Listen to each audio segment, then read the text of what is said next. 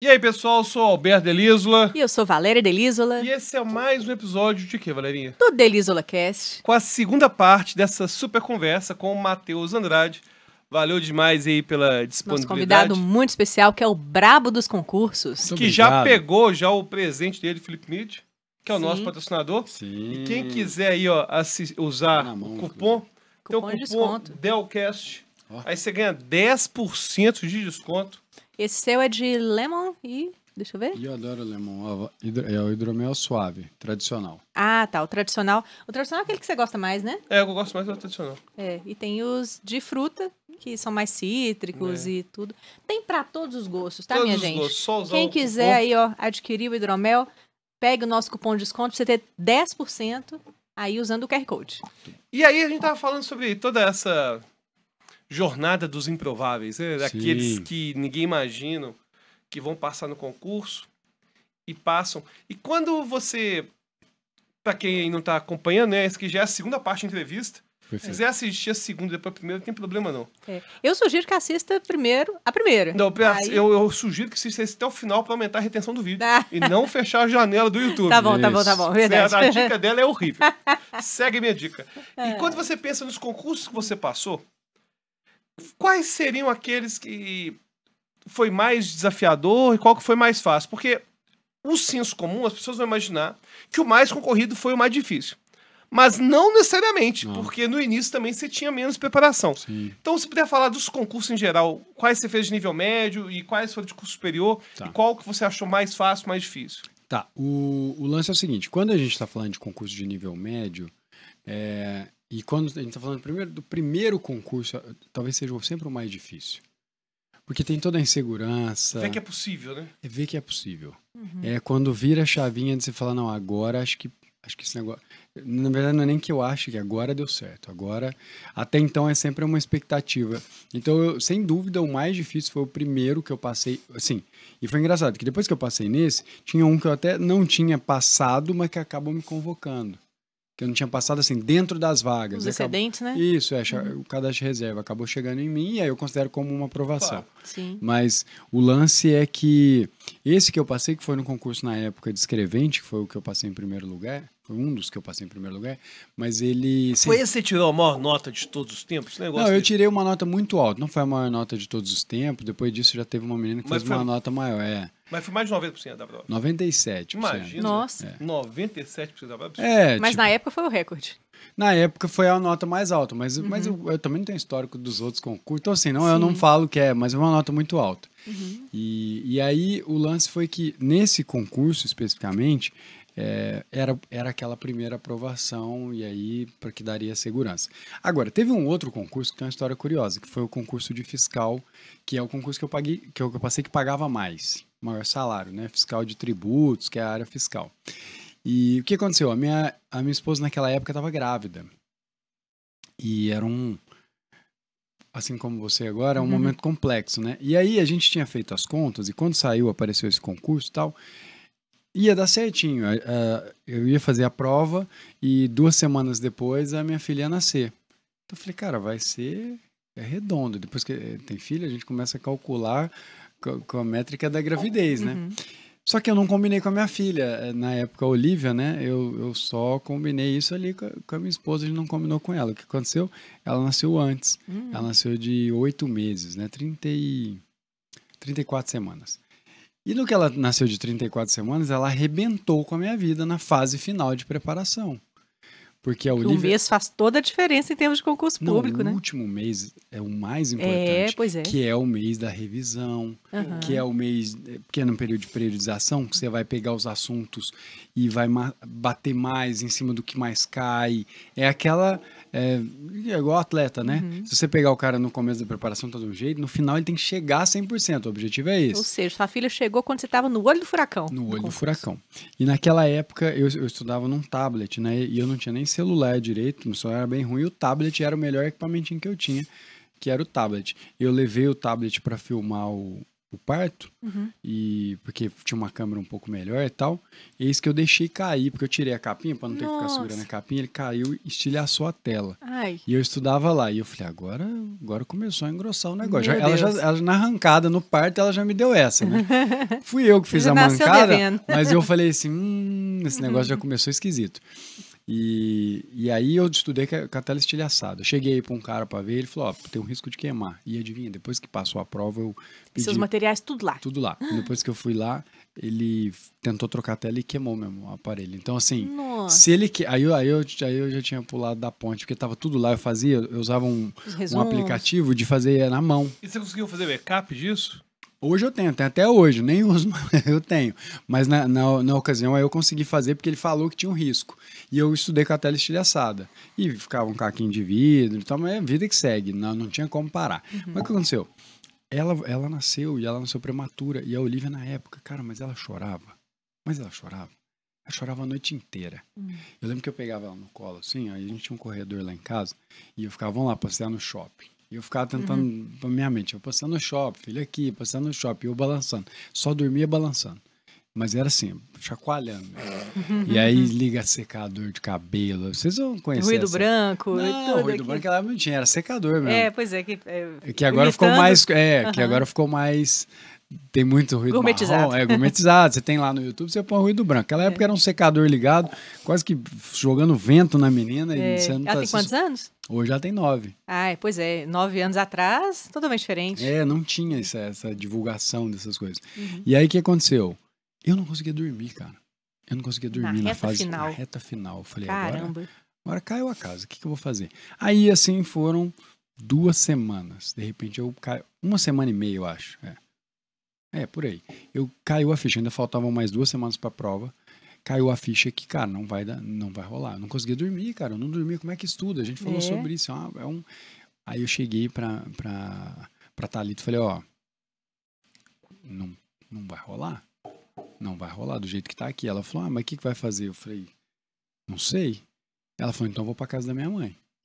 Eu falei, então vai. É uma opção. É uma opção. Aí depois você volta. 2 semanas daqui a pouco tem uma prova. Mas eu já tava empenhado, era um concurso que pagava bem pra caramba e tal.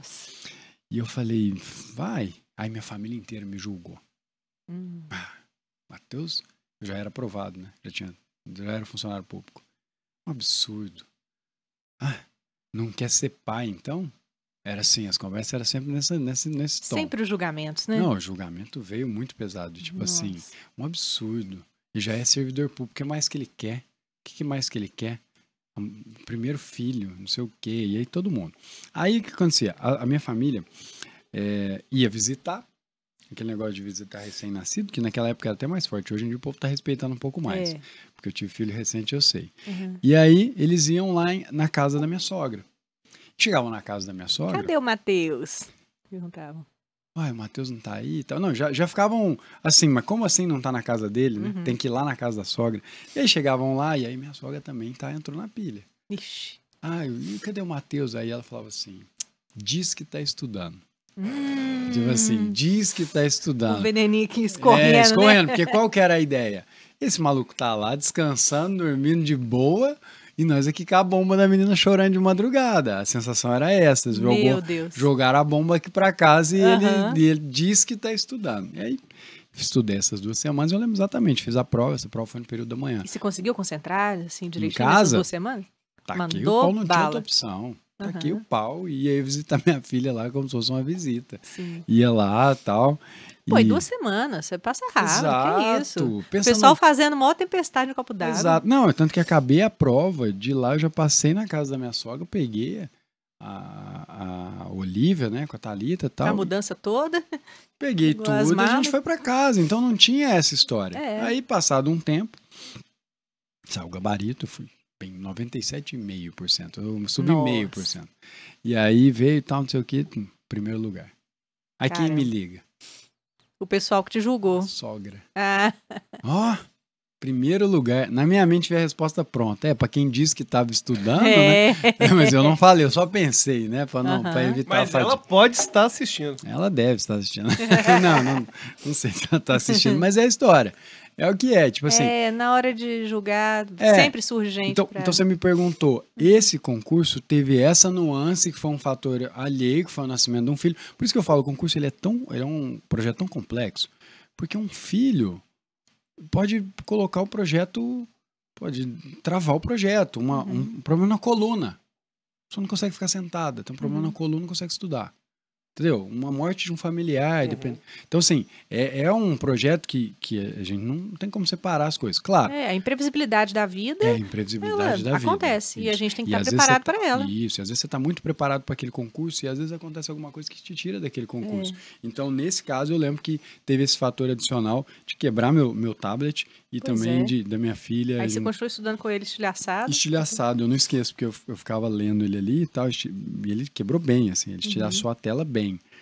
E aí depois que eu passou o concurso, eu fui trocar a tela, né? O cara comprou a outra tela lá, mas era na hora que tirou, já queimou. Ainda bem. Aí eu tinha feito backup, tinha pago o aplicativo que era um aplicativo gratuito, mas para fazer backup tinha que pagar, eu já tinha comprado.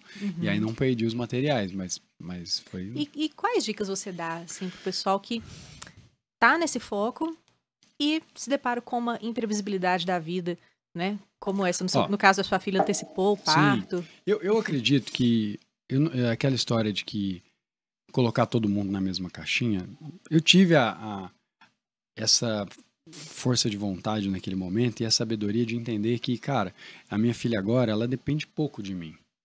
E vai fazer pouquíssima diferença. Agora, no futuro dela, esse cargo aqui vai fazer muita diferença se eu estiver nesse cargo aqui.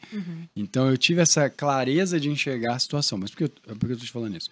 A dica é, a pessoa precisa avaliar, de fato, se aquilo é algo que tira ela completamente do jogo ou é só algo que vai dar uma complicada, que ela dissabor, né? Como fala no direito, um dissabor. Dissabor. Porque muitas coisas são contornáveis. Eu diria que quase tudo é contornável. Pelo menos você tem história de pessoas que contornaram situações, esse filme que eu falei. Improváveis? Situações improváveis? Improváveis, que você fala assim, não, tava tudo para não rolar e a pessoa conseguiu. Mas eu sei também que, por uma questão de empatia, que cada um tá numa situação. Agora, é uma reflexão interna de você entender. Eu já tive alunos que às vezes falavam para mim, não tô conseguindo estudar porque eu tava ajudando a minha namorada a fazer o TCC dela. As meninas na live, ai, que fofo. Eu falei, não é fofo, é idiota, chama. O TCC é dela.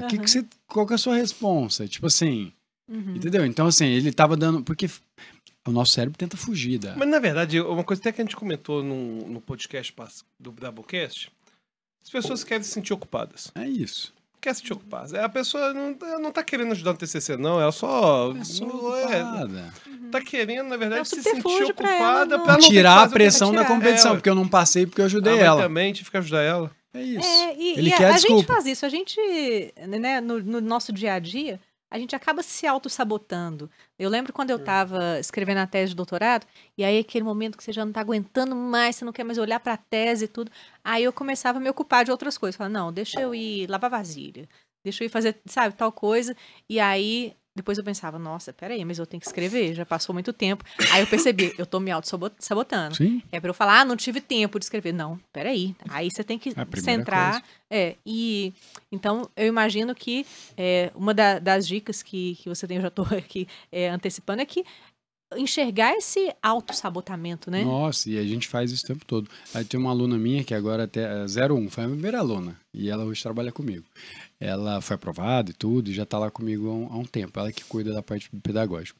E a Lorena fala que, assim, ela tinha vontade de arear a panela. Ela falou assim, Matheus, eu nunca tinha areado panela, mas eu ficava lá, eu olhava para as panelas e falei, eu preciso arear essas panelas aqui, para fugir do estudo. Isso, você falou, eu lembrei disso, Sim. você falou que... E eu detesto lavar louça, mas aí eu ficava, não, deixa eu ficar aqui lavando. Porque é mais leve. auto-sabotar. Naquele momento, é uma tarefa que vai te causar menos desconforto.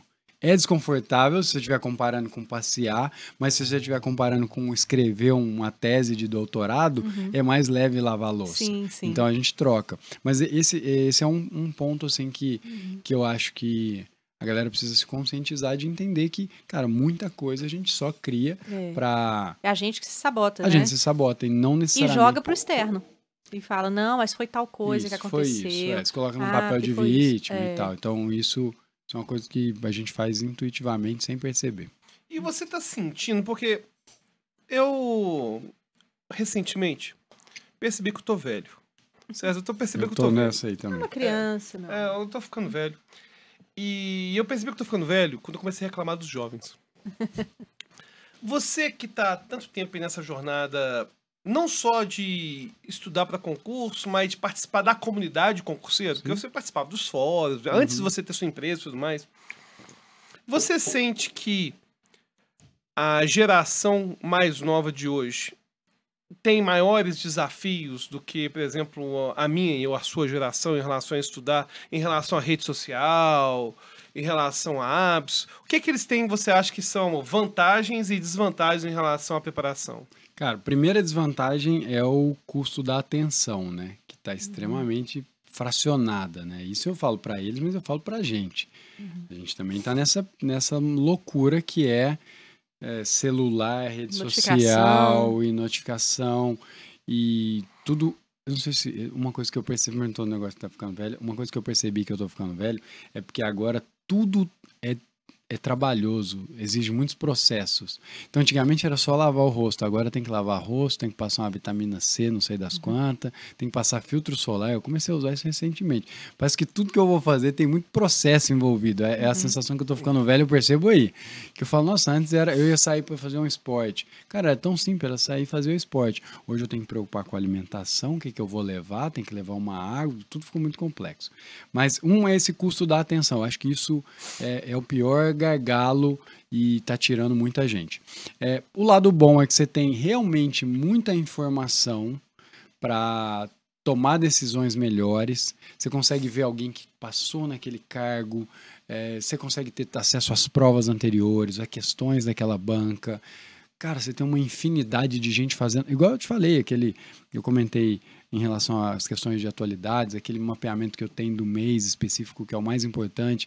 Isso facilita, não tem como, é inegável. Então, essa é a parte boa, que você tem muito mais ferramentas, não só informação, mas ferramentas para te auxiliar.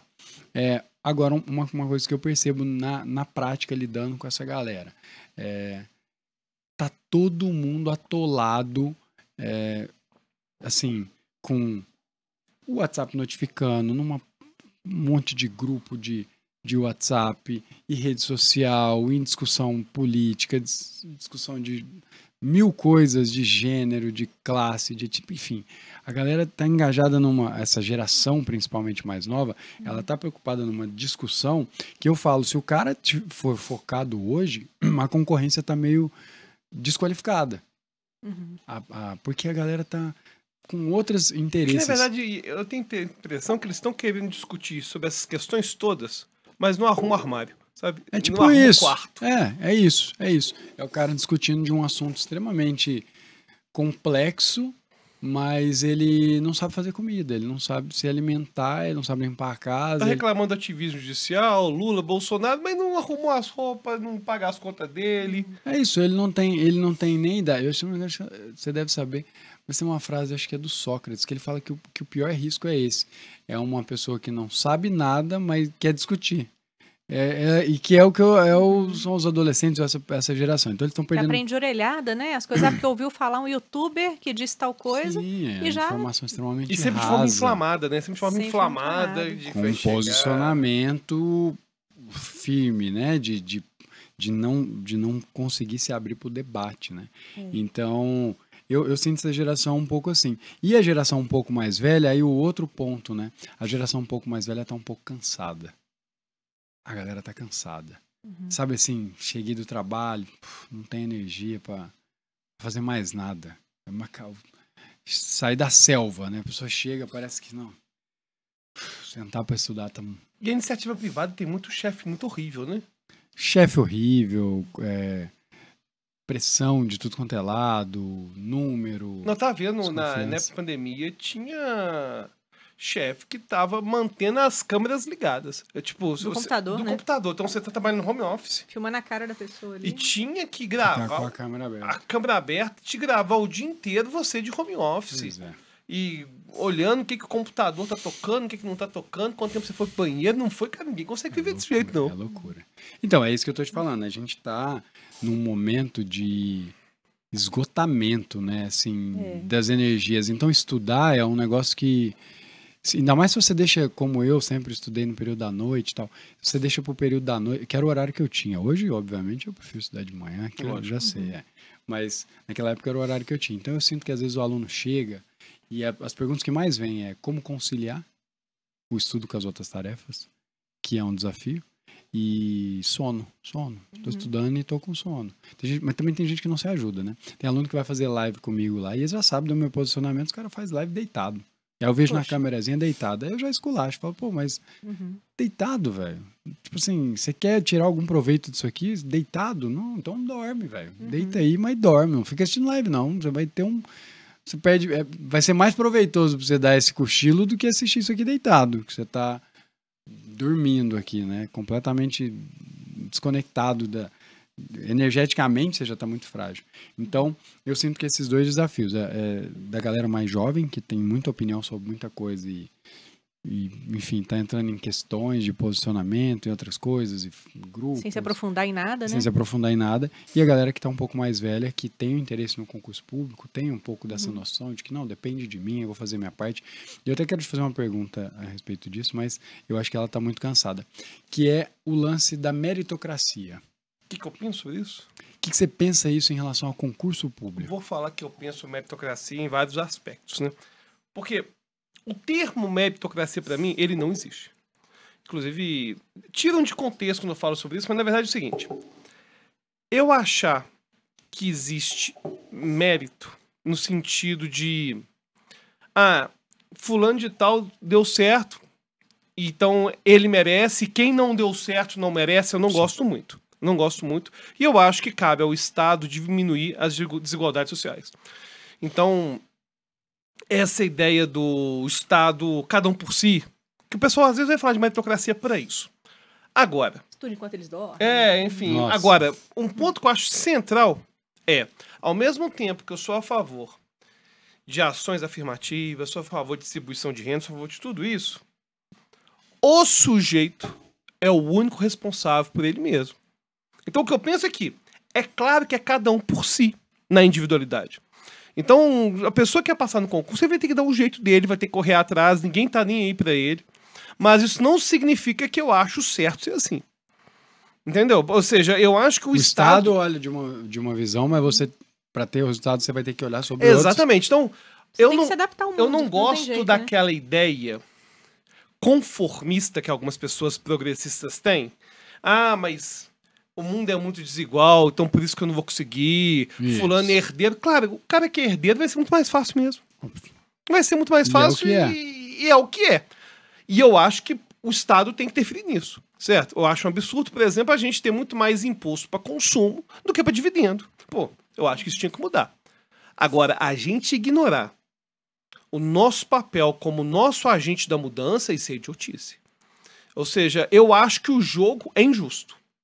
Só que a gente não deve culpar o jogador, certo? Então, eu vejo que o concurso, ele tem que premiar mesmo a pessoa que está mais apta. Agora, é triste que tem certas pessoas que, por exemplo, pega seu caso, você estava num ambiente fragilizado, cheio de problema. Não é todo mundo que está nesse ambiente que vai ter o sangue no olho que você tem. Sim. Entendeu? Não é todo mundo que vai ter essa coisa de, cara, eu vou fazer esse negócio, vai ser diferente, vou fazer diferente. Não é todo mundo que tem. Então, essa ser a única solução me incomoda também. Ou seja, é claro que o concurso ser a melhor solução para muitos dos brasileiros é um sinal também do quanto nosso país é desigual. Sim. Se você vai, por exemplo, eu comento sempre nos podcasts, se você está, por exemplo, num país da Europa, na Suíça, por exemplo, o encanador, o professor, eles ganham um salário muito parecido. Muito parecido. Eles vão para os mesmos locais, não tem essa preocupação do cara de 60 anos ser despedido e ficar detonado. Ele escolhe a profissão dele pela aptidão. Ele escolhe pela aptidão. Pela aptidão. Exatamente. A gente aqui é por necessidade. Aqui tem aquela lista dos cursos que mais pagam. Sai todo ano. O cara quer fazer medicina, não é porque ele quer ajudar os outros. Não. Ele vai fazer direito, não é porque ele tem a vontade de fazer justiça, entendeu? Agora, o que a gente tem é o que tá aí. Então, aqui... o concurso vai ser a melhor solução. Inclusive, eu acho que a gente tem que tomar cuidado com o viés do sobrevivente, que é essa ideia, tipo, mas teve um mendigo, tipo, não precisa de ação social, porque teve um mendigo que catava coisa e passou no concurso. Achou a apostila no lixo e passou. Rubem Alves lá, flor no asfalto, né? Não tinha condições. Exatamente. Isso aí pra mim... É claro que ele é um caso fantástico e tem que ser enaltecido. Inspira as outras pessoas. Mas a gente achar que é certo, tem que ser... Não acho certo. Concordo. Mas... Não sei se eu respondi. Até pra gente cobrar a responsabilidade do Estado. Não, você respondeu, né? e é mais ou menos o que eu penso. A pessoa ela tem que estar focada em, cara, eu vou fazer o melhor que eu puder e vou tentar mudar a minha vida através disso aqui. E o Estado tem que fazer com que ela não dependa de ter só essa chance. Exatamente. Então, tipo isso. Então, o que eu penso é que tem gente que vai utilizar da meritocracia não para engajar as pessoas, mas para poder ser fatalista que quem é pobre vai ser pobre mesmo porque não gosta de trabalhar, sabe? Isso também não. E falar que quem é pobre porque não gosta de trabalhar é preguiçoso é complicado, porque se você pega o cara da classe média ou classe alta preguiçoso, ele vai arranjar um emprego. Vai. Ele vai arranjar pela rede de relacionamento. Nossa, ele de algum jeito vai dar. Então, é uma sociedade muito desigual. Mas é cada um por si. E a gente ignorar que é cada um por si é burrice, entendeu? Então, eu acho que a gente tem que correr atrás mesmo. Como pessoa física, vamos dizer assim, exatamente, né? Tem que correr atrás. Tem que correr atrás. Mas realmente não tem. E eu vejo em condições, por exemplo, vou te dar um exemplo. As mulheres, quando eu abro pesquisas, a reclamação do homem normalmente é sono, falta de concentração. A da mulher é preponderantemente problema de conciliar tarefa doméstica, trabalho, filho. Cara, a quantidade de mulher que tá casada com um cara que odeia só porque depende financeiramente? Eu fiz um post esses dias que eu falei isso. O concurso não resolve tudo, mas ele resolve você ter que aguentar, né? Eu até acho que outra palavra, mas era tipo isso. Ter que suportar um casamento em função da dependência financeira, né? Em função da pessoa não ter uma renda e não conseguir... E tem muitos casos assim. Tem muitos casos. Mas o que eu falo é que, por exemplo, se você falar pra mim que é igual pra homem e mulher, já não é aí. Então não tô nem falando de condições diferentes, tô falando de homem e mulher. O homem, via de regra, ele... Aí você fala, mas quem passa mais? Mulher.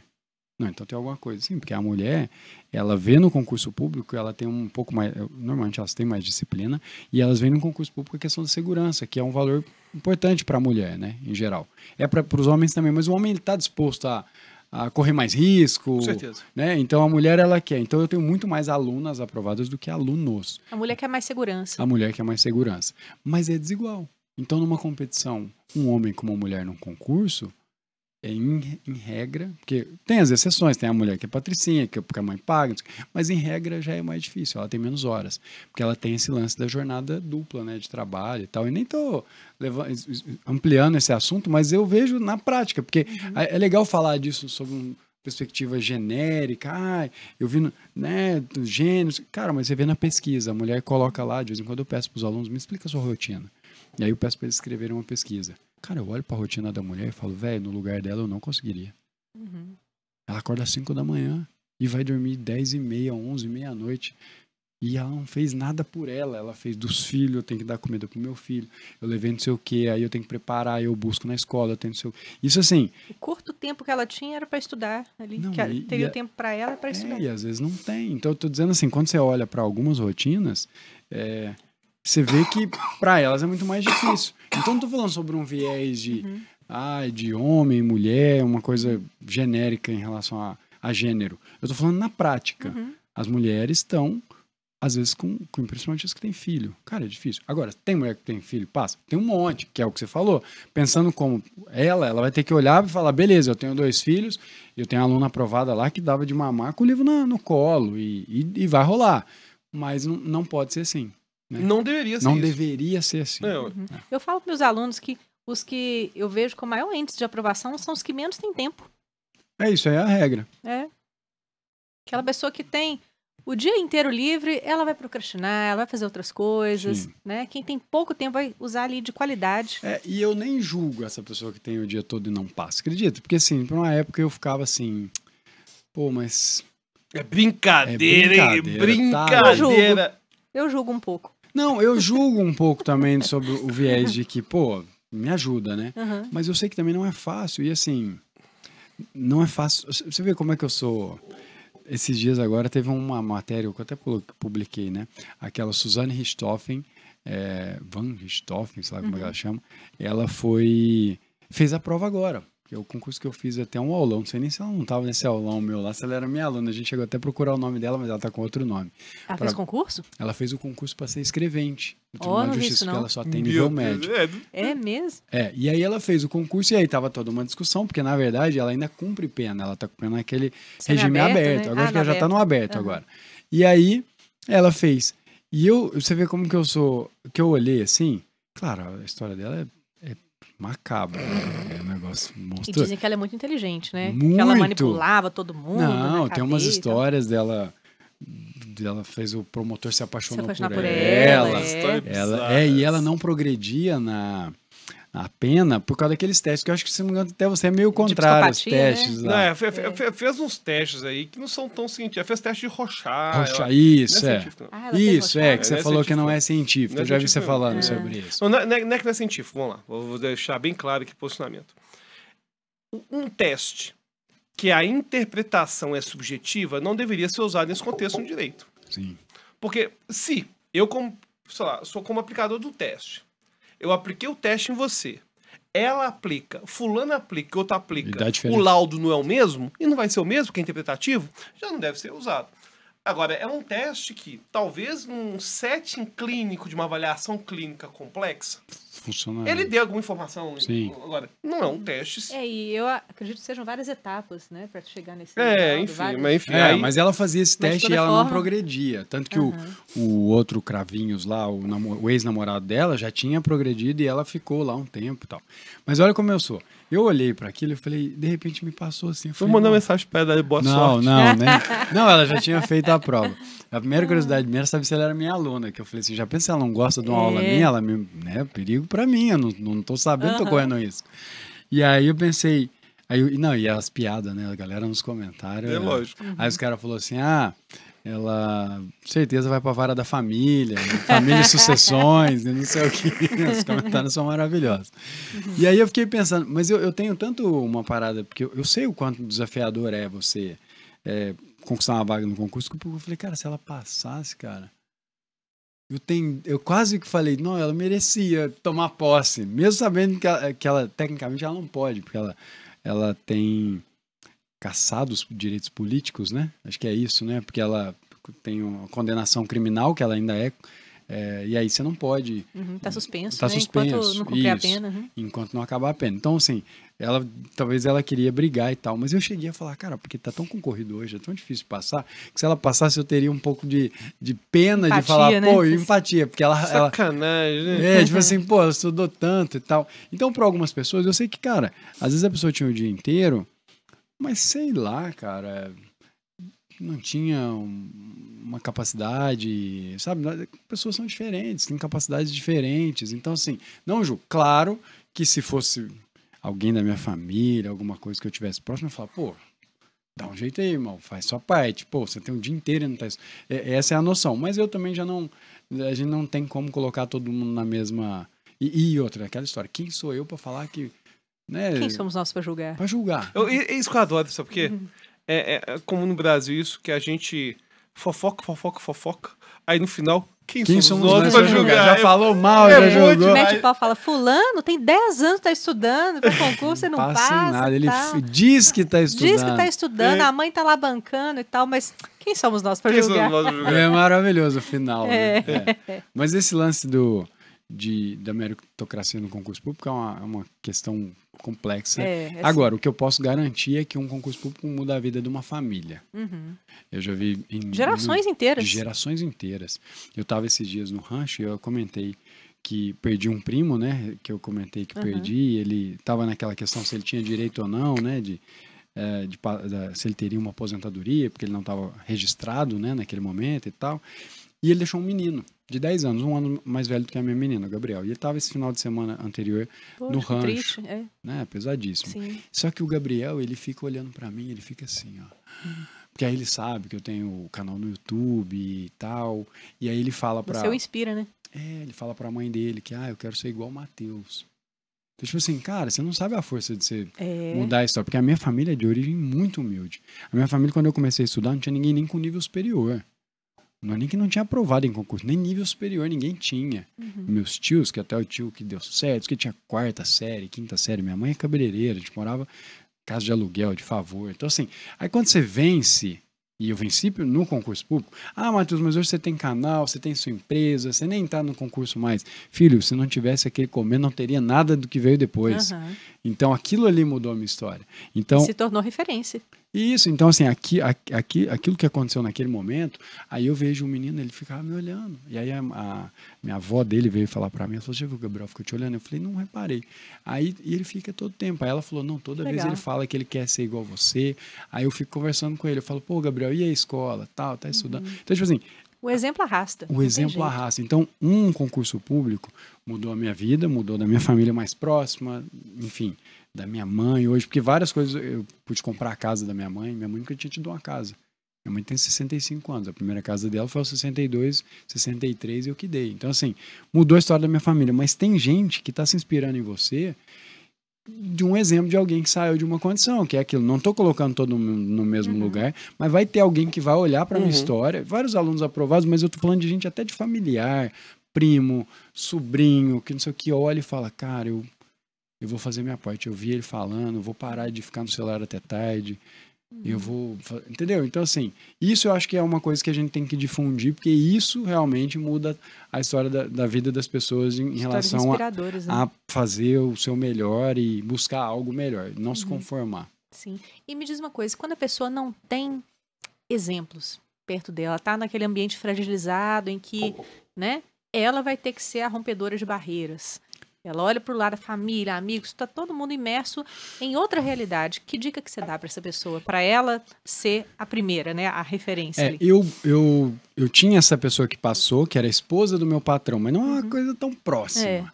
Então, mas sim, de alguma forma, eu nunca nem troquei ideia, porque eu trabalhava pro dono da empresa, eu não ia falar com ela, tipo assim, tô estudando, me ajuda aí e tal. Mas eu tinha ela ali como uma história. Mas o que eu costumo falar é que hoje a gente tem o ambiente físico, né, das pessoas que a gente convive, a gente tem o ambiente virtual. O que eu fazia muito era me inspirar em história de outras pessoas. E quanto mais inspiradora fosse a história, e por isso que essa história inspiradora ela é importante, mais mexia com a minha condição, porque eu dizia assim, mexia na minha crença, né? Caramba, essa mulher foi aprovada. Nesse filme que eu falei do Repetente, tem uma hora que toda vez que alguém fala alguma coisa pra ele, ele fala, o presidente, ele fala o nome do presidente da Índia, ele contava que estudava na luz do poste. E ele falava isso porque ele estava numa situação muito extrema.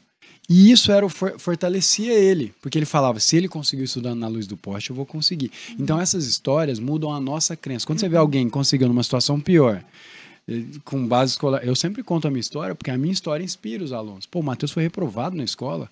Fui de escola pública, e trabalhou em fábrica, não tem, aí tem foto, tem minhas carteiras de trabalho, tudo lá, que eu mostro as folhas lá, ganhava R$210. Então o cara olha e fala, pô, é isso. Então o que eu acredito, quem tem nessa condição que não tem ninguém, é se inspirar. Eu li história, e tem uma coisa curiosa, eu sempre li história de gente que tinha passado na Bacia das Almas. Vamos supor, tinha lá um cargo de fiscal, 800 vagas.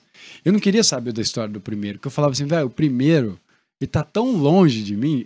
Nem chega a inspirar, né? Não me inspirava. E normalmente são pessoas muito desconexas. Você pega, por exemplo, o William Douglas, você citou que você conhece, eu conheço também. É meio gênio aquele maluco. Ele é um cara que, assim, é uma inteligência... Ele é foda. Ele é muito foda. Então, assim, cara, eu não sou esse cara. Definitivamente eu nunca vou ser, nem você, talvez nunca chegue. E aí eu olhava pra esse cara, ele era tão diferente de mim, aí eu olhava a história dos caras que passaram ali, ó. 750. Eu falava, esse cara, às vezes eu consigo modelar. Olha que curioso, eu nunca... Que estava mais próximo ali da sua realidade. Mas no fim eu fui aprovado em 2 em primeiro lugar. E parecia uma coisa... Você estava muito mais próximo lá da... Tava, mas é isso. Então quando você vê histórias, porque assim, na internet, infelizmente, tem muita gente que caga a regra lá e fala que você tem que ser desse jeito. Faz concurso? Não, já faz o grande, porque precisa subir até aqui, eu ter que subir aqui, já sobe esse... E, cara, não é assim, porque às vezes é uma crença de merecimento. E não tem noção, uma coisa que eu comento sempre com o Valério, quanto que habitação é caro. Então, por exemplo, um cara que ganha um salário mínimo, 80% do salário dele, 90% é habitação. Esse cara ter um concurso básico para ele poder resolver esse problema de habitação e cesta básica, ele já mudou a vida dele. É isso. Então, aí fala, concurso de prefeitura, Deus me livre. Cara, concurso de prefeitura muda a vida das pessoas. Se a gente passa no concurso de prefeitura, depois passa em outro. Então, o meu trabalho na internet hoje é divulgar uma versão realista. E eu falo isso no livro, de pessoas reais, histórias reais. A minha história não é a mais real do mundo, digo assim, no sentido de que retrata todo, né? Aquela que retrata todo o universo de quem estuda para concurso. Tem gente com condições muito mais extremas do que a minha, mas ela retrata um pouco mais fiel do que a realidade da maioria dos brasileiros, que tem que conciliar o estudo, que não fez a melhor escola, que nem gostava de estudar, que tinha deficiência às vezes em alguma matéria. Então eu falo para esse público. Então você pega algumas histórias, como a minha história, de outras pessoas aprovadas, e começa a mexer virtualmente. Você não vai ter como estar com essa pessoa presencial, mas tem como você se inspirar nela de forma virtual. É o que eu faria, mais que isso, é o que eu fiz. Eu li a história dessas pessoas, eu queria saber, não, mas como é que é esse cara? Ele passou, não, posição 800. Eu falei, me conta a história dele. E aí quando vinha alguma história inspiradora, eu falava, cara, eu posso fazer mais. Sim. E aí me motivava a fazer um pouco mais. E no seu livro você trabalha essas histórias, né? Eu conto algumas histórias na primeira parte do livro, uma pequena parte, assim, eu conto por que eu comecei a estudar, eu conto a história das aprovações, eu mostro alguns e-mails pessoais que eu tenho trocando, falando. Então, é curioso, a minha aprovação em primeiro lugar, ela é decorrente de uma reprovação muito próxima. Porque aí eu falei, cara, eu não vou deixar isso aqui acontecer de novo. Eu podia me encolher, mas eu falei, cara, eu não vou deixar isso aqui acontecer de novo. O que eu posso fazer? Um pouco mais. Eu vou fazer um pouco mais. Aí entra nessas... Como é que eu faço um pouco mais? A história de fazer pergunta boa, né? Como é que eu faço pra agora tá dentro das vagas? Beleza, fui bem, mas como é que o que eu tenho? Aí vem um monte de ideia. Cara, eu acho que eu fiz poucas questões nessa matéria aqui. Pô, eu preciso corrigir essa deficiência que eu tenho nessa matéria aqui, porque... continua me prejudicando. E aí você vai achando mecanismo. Então eu conto algumas histórias, mas depois do segundo terço para frente do livro, aí é muito técnica mesmo, técnica de estudo, como montar uma rotina, sobre procrastinação, algumas coisas que eu utilizei. Eu não sou o cara mais disciplinado e saber disso me deu poder.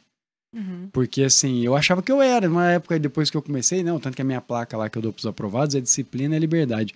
Mas eu não sou o cara mais disciplinado do mundo. Mas eu utilizava alguns mecanismos que faziam com que eu conseguisse por exemplo, eu estudava mais pós-edital, então eu procurava concurso aberto, mas eu precisava achar um concurso para dar um gás. Então eu usava essas coisas externas para me motivar. Então todos esses mecanismos eu ensino lá como estratégia, algumas coisas que eu li, que eu pesquisei, nesses hábitos, indistraível, hábitos atômicos, maus hábitos, bons hábitos, todos os autores que falam sobre essa questão de procrastinação e disciplina e tal. O que eu mais gosto, inclusive, é um do Steven Pressfield, você já deve ter lido, chama A Guerra da Arte. Esse eu não conheço, não. Tem a Arte da Guerra, que é de Sun Tzu lá e tal. Esse é A Guerra da Arte. Ele é um escritor, inclusive muito famoso. Ele tem um livro chamado Portões de Fogo. Muito famoso. Ele conta sobre a Guerra de 300 ali, mas ele é um historiador, na verdade. E aí ele fala do desafio. A Guerra da Arte é um desafio do autor, do escritor. Ele fala de uma força que chama o autor? Steven Pressfield. Legal, ele vou fala, procurar. É sensacional. Ele fala sobre uma força que ele chama de resistência. Sempre que você quer evoluir, melhorar, se comprometer num projeto, você vai enfrentar uma força contrária, que é como se fosse a gravidade, ele chama de resistência. Então, e ele fala, ela tem aliados, né? Você fala que vai fazer uma dieta, e aí no dia que você chega no trabalho, aquela pessoa que nunca comprou um bombom, ela levou um bolo, e você fala, não é possível, ela tem aliados, e ele vai contando, e ele fala do desafio, ele fala algumas vezes, e aí é o que a gente tava falando, limpar cocô do cachorro é mais fácil do que escrever.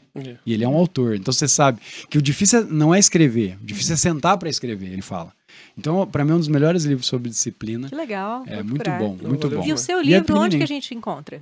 Fala Eu pro não- pessoal aqui. Nesse momento que eu tô gravando com vocês, eu não sei que dia vai ao ar, a gente já tá com tudo pronto, a gente já fez até meio que um pré-lançamento para os alunos num evento presencial, mas a gente vai fazer a venda na Amazon. Então pode ser que bacana. em breve já vai ter o livro lá, Improvável. Esse livro vai estar na Amazon. Vai estar lá na pra descrição aqui do vídeo o link da Amazon. Muito massa. Ótimo. E Adquira queria o agradecer livro, demais. porque Dava pra ficar com 10 certeza, horas. né, tem essa parte de inspiração das histórias e também as técnicas. Sim, sim. Então, esse foi você o aí que objetivo. está estudando, né, não só para concurso, mas estudos para a vida, certamente vai aquecer os seus motores aí e vai te fazer a muito bem. Eu já tô verba doida para ler. e a verba é toda para as famílias do Rio Grande do Sul. Ah, que Ah, que legal. legal. Dessa tiragem, 5.000 livros, toda a verba para lá. Então, você vai comprar o seu e vai comprar um pro seu amigo também. Isso. Você está isso. fazendo Exatamente. Agora sim. trabalho social. Queria agradecer mais uma vez. Fala mais uma vez, pessoal, como eles podem te encontrar nas redes sociais, no Matheus YouTube. Andrade, sem H. Matheus Andrade, o brabo dos concursos. Aí a galera acha aí no YouTube. E no Instagram, mateusandrade.me. Valeu demais, Matheus. E aí, pessoal, Muito obrigada, Matheus. Eu que agradeço. quer sugerir algum tema? Deixa aí no comentário, dá o like, segue lá o Matheus. Valeu e até a próxima. Obrigada, pessoal.